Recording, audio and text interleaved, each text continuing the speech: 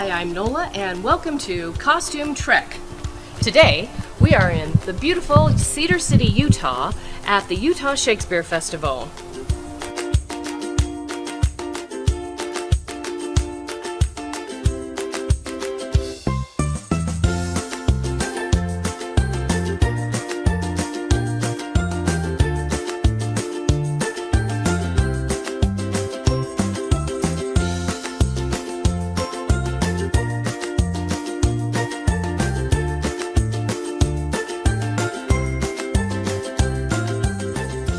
Costume director Jeff Leader started our special behind-the-scenes trek in the costume shop where all the costuming magic happens.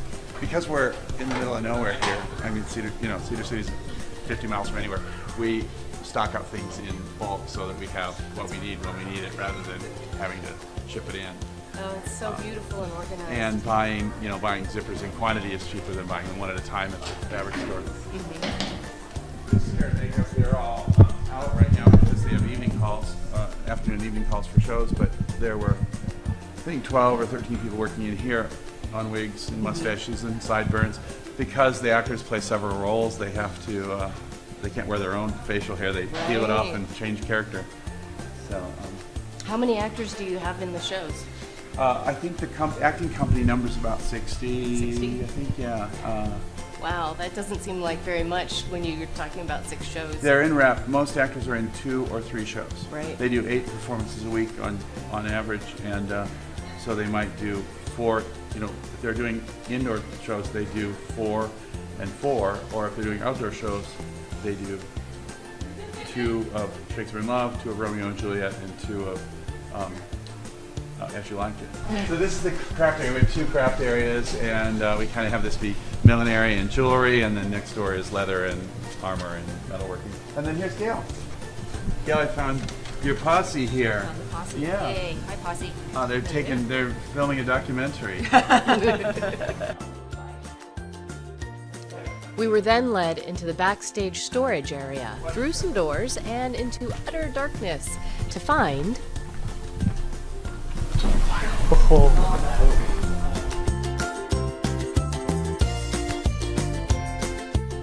So this is set for Romeo and Juliet. Theaters.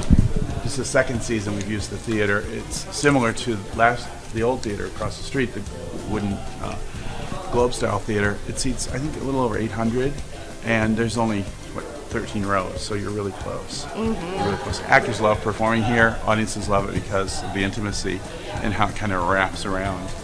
It's beautiful. It's a beautiful theater. Yeah. And of course the set's amazing. During Romeo and Juliet and Shakespeare in Love, the bed plays an important part, so the bed comes up out of the trap. There's a slip stage that comes in and out of here. Queen Elizabeth arrives on a slip stage for Shakespeare in Love. There's an effects trough down front where smoke and lights can be placed. Oh, neat. So that's an improvement on our old theater. So it lights up from the bottom? Well, I don't know if they're using lights this summer. I don't think but so. it could. But there are smoke. You can see the fog effects, and they use it for cable too. So how many theaters? Because you have multiple There are theaters. 3 theaters in operation. Across the street is the Randall, and that's where Guys and Dolls, Midsummer, and Treasure Island perform. And then in here is As You Liked It, Shakespeare in Love, and Romeo and Juliet. And then over there, where that peak is, there is a black box theater, and in that theater we'll do the Shakespeare's Long Lost Play, which is a new play with 3 guys playing 100 characters, and then a new play by Neil LaBute called How to Fight Loneliness, which is a 3-character play. Once again backstage, we got to see where the actors become their characters. Betsy's, she plays Juliet and Viola, just left the Lesseps. So do the leads have their own No, rooms, or- no, we assign them based on needs, closeness to the stage, and there are union performers and non-union performers together, and we just try and match people up as best we can. But these are nicer than our old dressing rooms. The old dressing rooms were really rather primitive. These have bathrooms and showers, Beautiful. Sinks, all the things you'd want. Yeah. And so they're quite nice by comparison to what we were So working. there's a shower in There's there? a shower in there. Yeah. It's a really nice shower too. This one's for 6 people. We have some for 8, some for 6, some for 2. Nice. And you've got costumes, and it's all organized. Yeah, these are all for tonight. These are for As You Like It. The labels and the costumes. Work. Costumes to label all the airbrushing and distressing to make them look aged and worn. Fred Adams, who's our founder of the festival and emeritus executive producer, is playing Adam, and here's his clothes for Adam. He has three nice scenes as Adam in the show tonight. Yeah, the work. See, people don't know how much work goes into these because the inside is just as beautiful as the outside. Well, we have to build them to last. They have to be built. They're not just a one-shot thing, but they have to last all summer long or all into the fall. And actors are brutal on clothes. Well, the activity, the fights, Yeah. all the activity takes its toll. So we have to build it for strength and durability as well as for beauty. It's not just a. This look is at this. Orlando. Jeb Burris plays Orlando. This is his doublet made of two tones of leather and brocade. All the seams are piped, and like you said, the inside is finished nicely.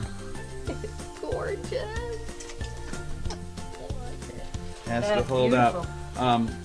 It's hot out there, and so we try and keep things as comfortable as possible. But the actors don't always, they have 15, 20-minute scenes, and then they're off where the audience is sitting out there for all night long. It's going to be hot this weekend.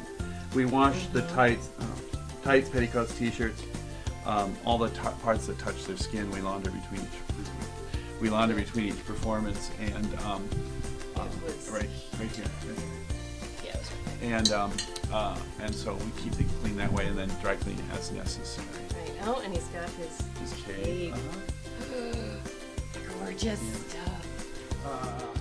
Once more into the breach, and through the darkness, we emerge on the upper stage level. So you can imagine as a performer how wonderful it is to be up here, and you can see everybody, and everyone can see you. But don't you feel embraced by the seats? Yeah. Yeah, I could see where actors would love this space. Absolutely. We then followed Jeff to the front of the house and into an area not normally on the tour route. I believe there's probably around 60 to 80 sound cues and lighting cues. It's probably right around 200 for the show. We have one program that fires both lights and sound cues, and so I have to then, after the sound designer is pretty well done with their cues, I have to go in and add the commands to fire the light board as well.